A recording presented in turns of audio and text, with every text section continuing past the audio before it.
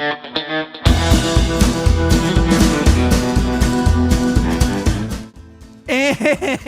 we are rolling. Hello, everybody. Welcome back. My name is John. This is my channel, The Origin Factory. It is January 22nd, 2025, and holy crap, is it cold in the upper Midwest of these here United States. We're bouncing around minus 21 Fahrenheit, which to my metric speaking friends, that's about minus 28 Celsius. So with that comes a lot of other problems. Vehicles that don't want to start, freezing pipes, just stuff you don't imagine if you've never lived in cold climate. But anyways, what brings us here today is some warm news from Vanquish. The long-awaited Ripper 2 is live and on the website. But before I get into all that, I want to thank all our subscribers. You guys are awesome. Thank you for subscribing. That's what helps us out the most as a new channel. If you haven't subscribed yet and you're willing to do so, it would be greatly appreciated. If you're subscribed already, if you could continue to support us by either like, commenting, or sharing. You can also find us on Instagram and Facebook as the same name as the channel, The Origin Factory. So Facebook is a group, which, interaction, and Instagram is just me posting some pictures and that kind of fun stuff. So, yeah, the long-awaited Ripper 2. And I'm going to continue to call it Ripper 2 for now because it's everybody's thinking of it as that and such, and as people get more familiar with the name, then we'll merge into the new name, which is H10 Origin, is what Vanquish is calling it. Which I have mixed emotions on the name. They explained it a little bit in the live stream today, the Tuesday live stream. On the live stream today was Brandon and Josh and Jim talking about, the new Ripper it's not the Optic, it's the Origin H10. And they got into the name a little bit, and it sounded like they were already missed the boat on, or had a hard time or some difficulty with securing Optic as far as copywriting it and having, keep people from reusing the name and such. And somehow they were already locked into Origin, or they were preemptive enough with it, learning from Optic or something like that. Anyways, it was a copyright deal. It sounded like using Origin for the name. I got mixed emotions on that, mainly because they have an Origin, which was a VS410 chassis, which was their first kit. Which I'm very fond of. That was the reason for naming the channel that, because that's my particular interest in Vanquish, or one of my stronger interests. And so the only reason I have a little hesitancy with proving that name is just for unnecessary confusion. It's a company that has, what do they got? They got Fordyce, Phoenix, Pro, Ultra, Optic, VRD, Stance, and Origin and Ripper. They don't have that many models, and they're going to use Origin again. So, granted, Origin is no longer being made, so it's not like you're having this, which Origin do you want? It's just more about confusion with when you talk about history of the company, somebody that's getting new into it. It's like, I'm interested in the Origin. Which one? What do you mean, which one? Well, they had two. The current one or the old one, whatever, that kind of stuff. It just seems like unnecessary confusion. So whatever, they did what they did. It is what it is. Nothing we can do about that. But anyways, so on the live stream today, it was live on the website this morning, I think probably when they opened up. And I'm on Central Standard Time. And I had a friend message me around, I think it was around 10:30 a.m. or something like that. And he's like, Ripper 2's out. And I'm like, really?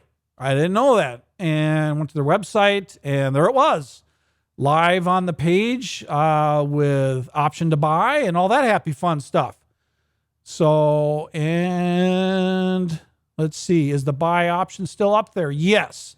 So the only reason I'm asking is it still up there is because there was another thing that was a little bit confusing. You'll have to go back and watch the copy of their live stream on YouTube if you want to find out a little more details on what I'm regurgitating here.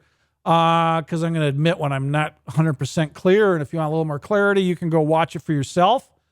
But it sounded like they had enough, they had some ready to go right away, because typically Vanquish is good with not taking pre-orders.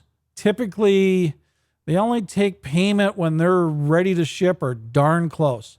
Because, yeah, like with Optic Kit, I guess they did take pre-orders kind of for that. I guess it was probably 2, 3, 4 weeks before the shipping, because they were waiting. I mean, they were literally on the boat coming from Taiwan, and they just hadn't reached the shore yet, and they were on the way, but so that was that was kind of surprising for me, because typically they do not take payment till it's in hand.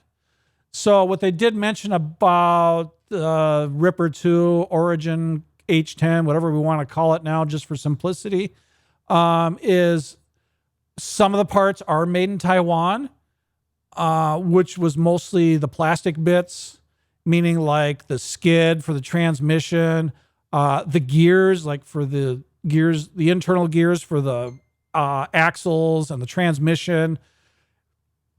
Like I said, the shocks, the skid, all the transmission parts, that kind of stuff. And everything that was made in America. Oh, and the cockpit, because the cockpit is the Optic cockpit. So there's some overlap between Optic and this Ripper 2, but there's a lot of similarities, and then there's a few things that are just different enough that there's not overlap on anything. We'll just say it that way. So anyways, like I said, it's up on the website now for $34.99 and $3,499. But of course, with Vanquish, anything over $250 is free shipping. But there's multiple colors for the chassis. So what they got listed? They got black, clear, gray, red, blue, orange, bronze, and gold. Okay, clear and black are considered standard colors with no upcharge. Everything else, meaning gray, red, blue, orange, bronze, gold, are an upcharge of $99, and that's only for the chassis. So if you want to upgrade another part of it, let's see, the option for the body panels, because the body panels are aluminum. Those of you who have never dealt with the original Ripper are probably unaware of this, because Vanquish has grown quite a bit recently. So there's an influx of new followers and that kind of stuff. And the original Ripper had aluminum body panels. So, and this has aluminum body panels, and they are not interchangeable with the Optic, is what they said today. So anyway, so you have a choice of color on the body panels because they're aluminum and they're anodized. And once again, black and clear are standard panels, so there's no upcharge for that. But you can also get gray, red, blue, orange, bronze, gold for the body panels as an option, and a $99 upcharge for that. So there's $198 if you were to upgrade from black or clear for the chassis and the body color. Now, you have a choice for the axle color, which is only clear or black. And both of those are standard colors, so no upcharge for either one. Wheel color, you have the same options as you did for the chassis and the body panels, which again is black, clear, gray, red, blue, orange, bronze, gold. Difference with this choice is there is no upcharge for any of the wheel colors. So all the wheel colors are available to your heart's content with no upcharge. But you only get the one set of wheels with the truck, and that's it.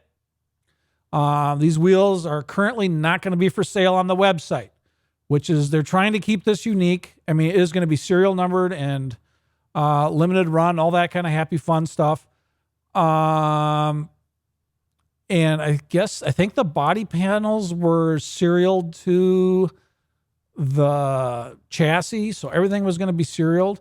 And Josh did mention something else that was kind of cool, that they said they're going to send a certificate of origin with. And if you're unaware with that, with motor vehicles in the United States, like if you were to buy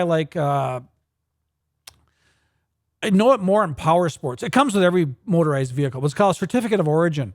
And it's because before a vehicle is titled, like you get a title for your car, which allows you to transfer ownership and all that kind of stuff.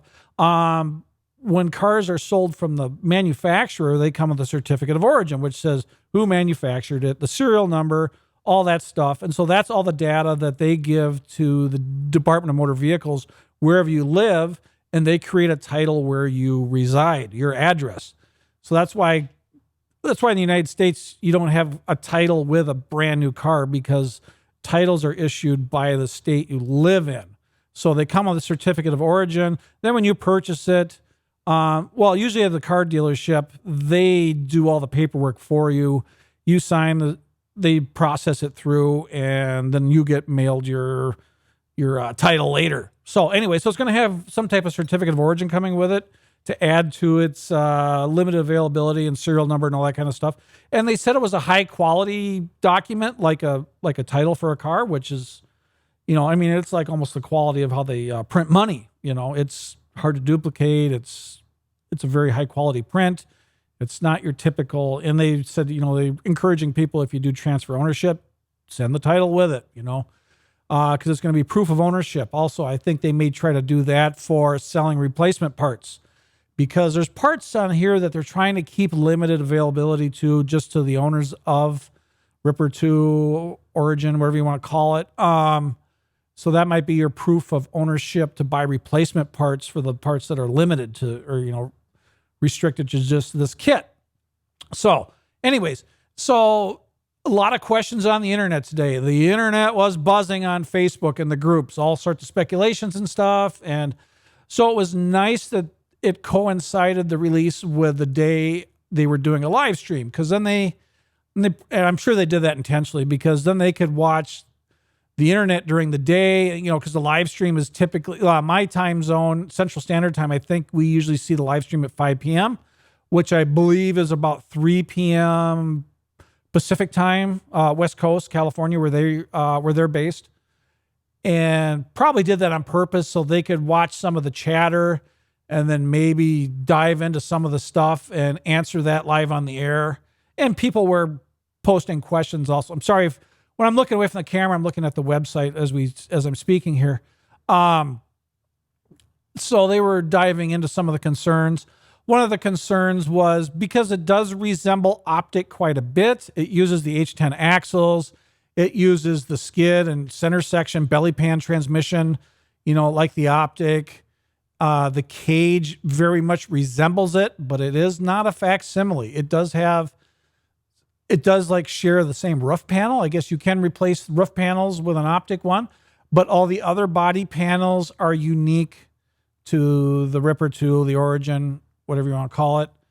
And they will not interchange. And as you look at the pictures of the Origin, Ripper 2, whatever, they don't have hardly any exterior fasteners for the aluminum panels. The roof panel, they're giving you a carbon fiber, a molded carbon fiber panel, just like the ones that come with the Optic kit, if you're lucky enough to get a set. So that's the reason why they sourced those, or the carbon panels that are being limited availability with the Optic kit. It sounds like are a direct result of them coming up with a company to do the roof panel for the Origin Ripper 2 deal. And so sounds like they inquired at that time about doing the full body kit for the Optic. And so it just kind of led to, well, let's do that also type thing. So the roof panels are identical on Optic and the Ripper 2 Origin. But the other body panels on the Ripper 2 Origin is completely unique. They will not interchange. The cage is not dimensionally the same. Like the shock mounts up front are in a different position supposedly, and Jim gave a little bit of, Jim and Brandon and Josh, they all gave a little bit of background on how Optic and Ripper 2 kind of converged. And it sounded like Jim had been working on the Ripper 2 for many years, like maybe in excess of 3 or 4 or something like that, maybe 5 years. He had came up with his second idea, second inspiration or whatever, and been kind of tinkering with it on and off. And, then Brandon came along and was in charge, very much involved with the Optic. And that was 2 years of development. And it sounded like Jim started to revamp the design of the Ripper 2 to converge on the Optic for some carryover, like using H10 axles and stuff like that, and borrow some of the engineering and the design work off the optic. Not make an exact copy of the optic in aluminum, but borrow some of it for simplicity, so you're not designing and re-engineering, engineering every aspect of it. And, anyways, it makes sense business-wise just to have some carryover, make some of the stuff easier, borrow some stuff, like the interior, the interiors on the original Ripper was, an axial piece. So, I mean, the Ripper interiors were never as highly detailed as the rest of it. It was more of a basic standard piece. So they're using the optic interior. And they said the Knight Industries upgraded 3D printed ones, like the motion ones with the action figures and stuff like that, should fit in there, exactly, with no problems at all. They did keep the same battery door design, meaning that the side panels do remove, just like on the optic. You got that dropout pin with a body clip on top of it. Remove the body clip, the pin drops out, and the panel pops off. So that part is just as fast and easy as it is on the optic. Axle mounted servo, which is becoming more standard for them on all their stuff. What else? The VRD transmission, of course. VFD transmission. VRD is a chassis. VFD is a transmission. Know your Vanquish. Anyways, people are asking about the overdrive. Is there any crazy overdrive differences? Because sometimes, like on the VRD Carbon, for example, I think there's a 30% overdrive in the front or something like that. And then most of their other kits, it's only a 6% overdrive, and that's what this is. This is only 6% overdrive on the front, so it's only slightly overdriven. It's not like a comp or like the VRD Carbon, for example. It is a standard VFD. It is not a VFD twin. But like the optic, if you wanted to put a VFD twin, there is room in there to do that. So it's going to have some of the same interchangeability. This is also being sold as kit form only. And what you're getting is, like I said, $3,500 for the standard colors, meaning clear or black. You're getting the complete cage, complete axle assembly, suspension, links, one-off Battleborn X-ray wheels, which is different from their other Battleborn wheel, which is called the Sierra. They said they were going to keep this wheel unique to the Ripper 2 for now. You're getting the interior. You're getting everything you're getting in the optic kit, just about. Except you're getting alloy wheels, and you're getting a lot more alloy parts versus plastic. So, and like I said, the body panels are aluminum. That was another thing that leaked out, because they were doing it live, and my speculation, because other leaks in the past, they've talked about inspiration from vintage Bronco or Fun Haver or that kind of stuff, and it does have some Fun Haver type Bronco hood like appearances. It almost looks like a combination between maybe the current Fun Haver and maybe one of the earlier Fun Havers, but it definitely has that vintage Bronco inspiration. And then they tried to carry that into the side panels, whereas like the side panels on the optic are just completely flat, except for the aftermarket ones, of course. This one has a body line that runs down the whole length of the body that's, over halfway up the panel, higher in the panel, which resembles a vintage Bronco. And by vintage Bronco, I mean like a Bronco made in the 60s. And Josh even leaked it out in the live stream. So when they were dealing with Battleborn for the wheels, for the rights to them and, for the licensing agreement and all that kind of stuff, they said to Josh, "Oh, this will look great, because this is a wheel that was designed to look great with like a vintage Bronco. And and that's what we were thinking about when we designed the X-Ray." And Josh said Bronco a couple times, and then Brandon and Jim both looked at him and were like, how do we edit that? How do we censor that? And then Josh was like, oh crap. And he's like, yeah, you're live streaming. You're not talking in your office between your coworkers. You're broadcasting. So yeah, kind of confirmed that. It was loosely based on a Bronco. I mean, they try not to do anything that's a direct ripoff, of course, because then you're dealing with licensing. But it's definitely inspired by that. It takes some design cues, the headlight placement. And the reason why I talk about the old, and I think I'll try to post a picture of one of the early Fun Havers. It had the early Fun Haver had very, very simplistic bodywork. It didn't, I mean, they still had sponsorship from Ford and the Bronco, and they have Bronco mentioned on it, but it didn't have very many styling cues that resembled the Bronco. But it did have like the running horse, the emblem for the Bronco. They had that on the roof and stuff like that. And I think it said Bronco on the grill. And that's the way this grill looks on this one. It looks like the really early Fun Haver grill with the headlights. But then the bulge in the hood and the crown on the fenders looks like the current Fun Haver. So there might be a little bit of this, a little bit of that, their own interpretation type thing. But yeah, it looks like it's, it was one of the things I talked about that it was going to be based on the optic, and the body would be inspired by a Bronco of some sort, and possibly the Fun Haver. So that came true. Not that we're trying to say we're right, but we pay attention sometimes and we regurgitate this stuff, and I got a brain like an iron trap some days. But anyway, so yeah, it's a good looking rig. Is it worth that kind of money? That's what you're going to have to decide on your own if you got that kind of budget. I will say this, I am kind of disappointed with the timing of it.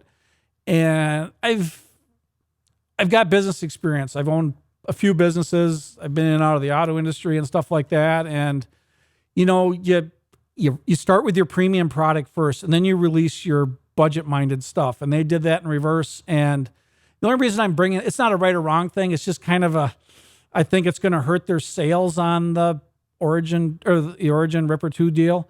Is you start out with the higher end stuff and you let that go. Like, for example, like when whenever they redesigned like the Ford Mustang, they always start out with a GT highly optioned one. And they kind of test the water with it and see how successful it's going to be. And if it's got really great response, and it's like, okay, we're going to start making the more budget-minded ones. It's not going to be an exclusive. And then they kind of just start expanding outward from the premium unit. See, in this time, Vanquish started out with the budget-minded one, meaning the RTR optic, and I'm lumping them together because there's so much overlap, design and appearance and borrowed parts. Granted, they are different, but you're competing in the same arena, basically, as far as aesthetics. So, yeah, so they started with the budget-minded one, and then what came along? China came along, Trio, Zeus, or Moose or whatever, and H-Tech, and I think that really caught Vanquish off guard. I mean, it's a signal to it's a sign of their success, is what it really is. I mean, so it's not a bad thing, but I bet you they weren't anticipating the Chinese to come in, and I'm only lumping Chinese together because all these companies are Chinese based. And they came out with all this aftermarket upgraded parts so quickly with the optic. It was impressive. I was like, holy crap. And that's because of how successful the optic was. So they were jumping in on the aftermarket from, overseas companies immediately. And I'm pretty sure Vanquish didn't see that coming, because I don't think they've ever had, something that was that hot. We'll just say it that way, that quickly, where everybody's paying attention, and it's like, and then other companies are like, how do we profit from this? Because back in the day, Vanquish was, making upgrade parts for other RCs, and then graduated to making their own, and, to where they are today. And so now they're on the flip side of it. They're providing the vehicle, and now other companies are making aftermarket support for them. So, I mean, like I said, it shows their success, which is good for them, but I think it probably caught them off guard, because, you got Trio making upgraded H10 axles for it before they can even get theirs out the door, and that's not to slam them, but I think they thought they probably had time to deal with all of that, because they hadn't gone down that road before, where it's like you instantly have the successful platform, and you didn't come out with the with the upgraded parts at the same time, so you didn't worry about it. It's like, we'll get to it when we get to it, maybe. I mean, I don't know what their attitude is. I get no affiliation with Vanquish. I have no inside information. This is me just shooting from the hip and talking from my experience and what I've witnessed in the world and what I've had to deal with, and just observations. But anyways, so I think that caught them completely off guard. They came out with cages right away. So, I mean, if they came out with the premium product right away, meaning, what they're releasing today, the Origin Ripper 2, whatever, then you start off with this premium product at $3,500. And of course, still the aftermarket companies are going to try to copy it, but it's got all premium parts on it. And it's a lot more demanding, a lot more effort to make injection molded plastic parts. Like to come out with a cheaper version. It's like, who comes out with cheaper upgrade parts? Then it's not really an upgrade to most people. So is one of these Chinese companies going to come out with plastic axles? Or we're going to come out with cheaper axles for your $3,500 Ripper 2? Well, who would buy those, right? So the aftermarket companies wouldn't have the ability to play off of that platform, because what do you sell to a premium product? If you can't do anything that's up above and beyond. So that would have been, I think, a much smarter business move on their part to release this first, because then you come out with the RTR later for, what was it, $400 initially, $499 or whatever. And then everybody's invested in this, premium unit for $3,500 starting price. And they come out with a $500 one, and everybody's like, man, for $500, and I can keep this one a Shelf Queen and make it pretty. And then I can make a driver that looks just like my Shelf Queen for only $500, blah, blah, blah. I mean, granted, $500 is still a lot of money, but compared to this, it's a drop in the bucket. So marketing, it would have made sense to go that direction more so, because it would have been a natural progression. And then the people that couldn't afford the premium model would be like, that's a way for me to have one. Now I can afford to be in this club too, type thing. And the people that bought the premium one are like, yeah, I'm going to buy this less expensive one, so I have one that I can just go out and beat the hell out of it, and I can keep this nice expensive one on the shelf. Or maybe not everybody's going to keep them Shelf Queens, of course. A lot of people will drive them, but and then they would have already had the premium parts they could use to upgrade their own product line, and people wouldn't have been searching outside of their brand. So when they came out with the Ready to Run right away with all plastic parts, no upgrade parts, people want to hot rod them right away. And then these overseas companies came around and they offered all that. And they sold a lot of stuff. And it wasn't cheap, meaning price-wise. And now you got guys that have built out the optic, the entry-level one. And they've got a lot of money into these things. Some of them may even have this much money into them.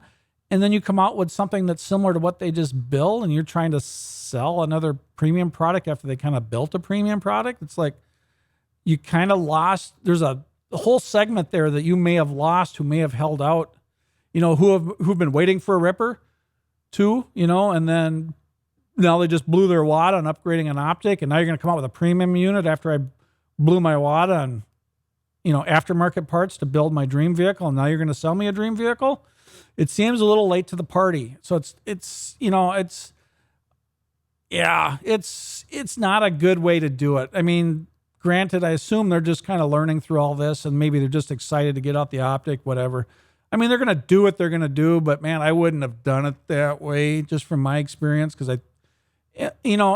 it's not like they're sacrificing the product at all by doing it either way. I mean, they're still pumping out their same quality.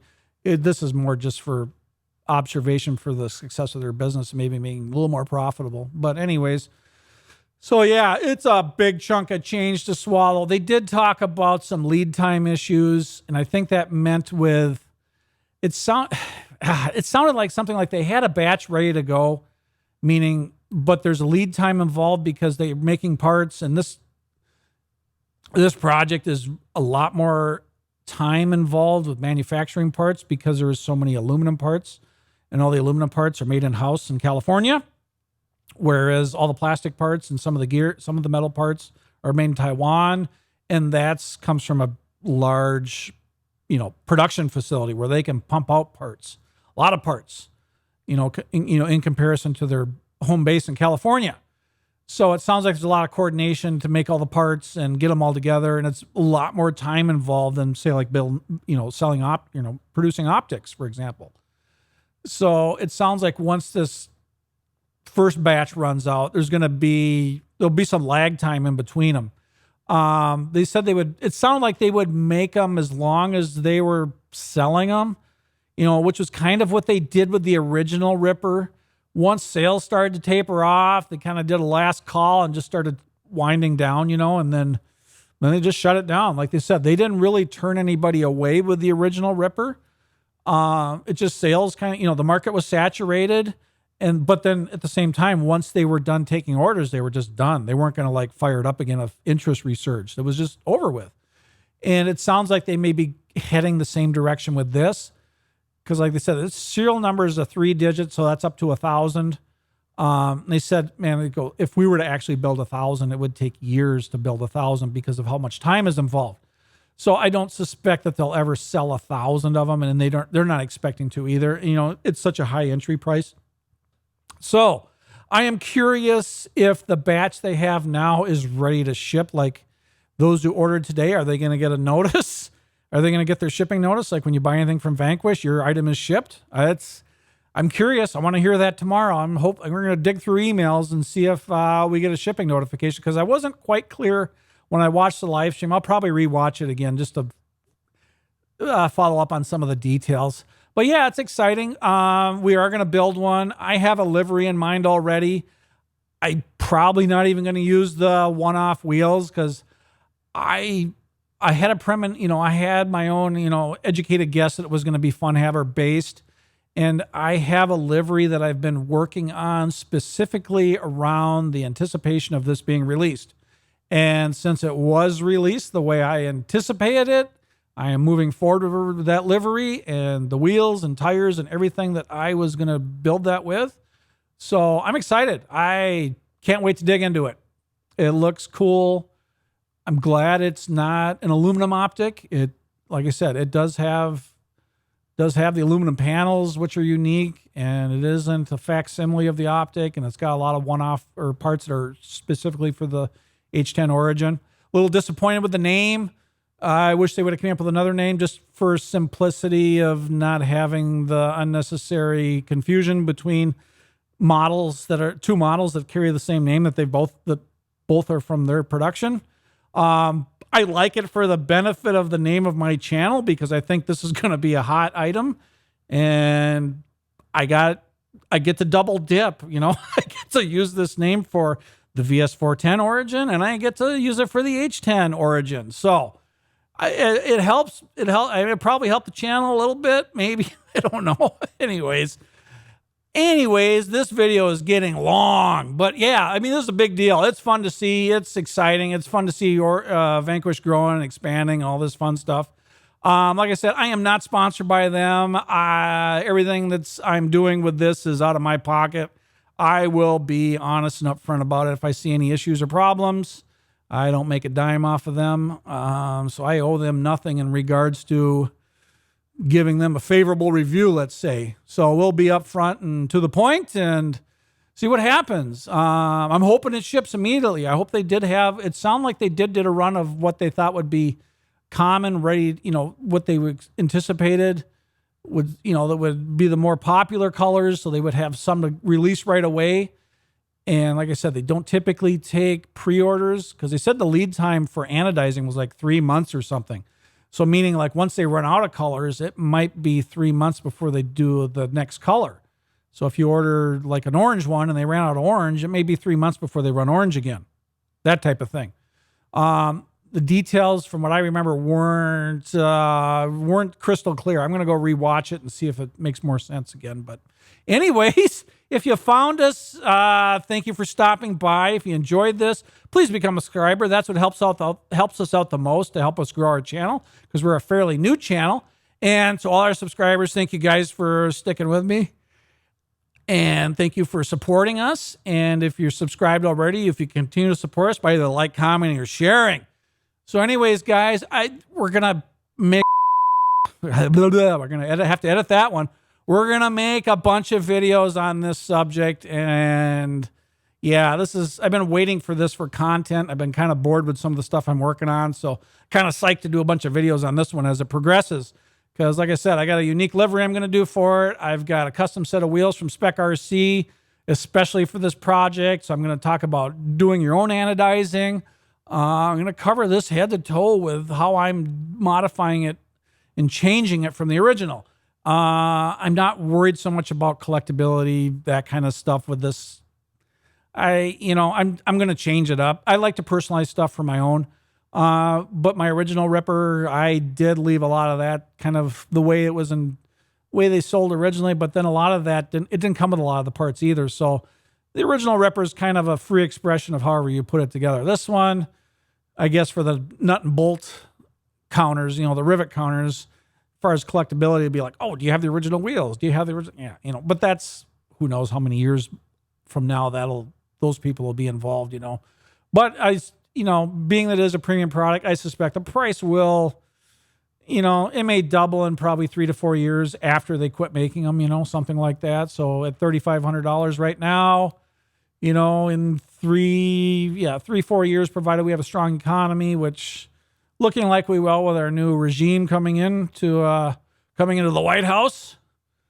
So yeah, it'll be an investment for anybody that holds on to them and that doesn't drive them, that kind of thing. If you got the money, I don't know. It's a lot of money for an RC vehicle, and everybody's got that kind of cash laying around. So I get it. It's a high price for admission, So anyways, once again, thank you for subscribers. You guys are awesome.